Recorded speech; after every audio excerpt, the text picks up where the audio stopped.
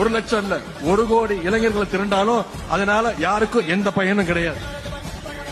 அப்படிப்பட்ட கட்டுப்பாடு இல்லாத கூட்டத்தை வச்சுக்கிட்டு யாராலையும் எதையும் சாதிக்கவும் முடியாது.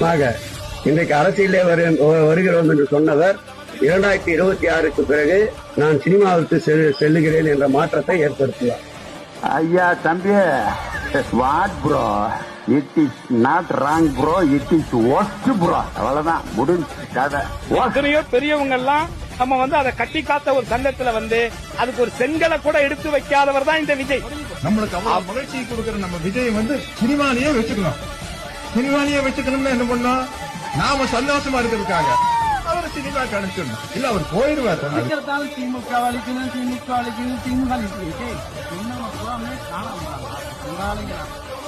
வாங்கிட்டு பயந்தது நீ 15% வாங்குவார் என்று சொன்னால் கூட, உங்க கருத்து கணிப்பு இருந்தால் கூட ஒரு சீட்டு ஜெயிக்க மாட்டார்.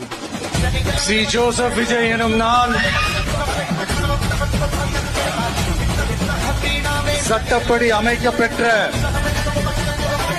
இந்திய அரசியல் அமைப்பின்பால் உண்மையான நம்பிக்கையும் மாறா பற்றும் கொண்டிருப்பேன் என்றும் பலதரப்பட்ட மக்கள் அனைவருக்கும் நேர்மையானதை செய்வேன் என்றும் ஆண்டவன் மீது ஆணையிட்டு உறுதிமொழிகிறேன்.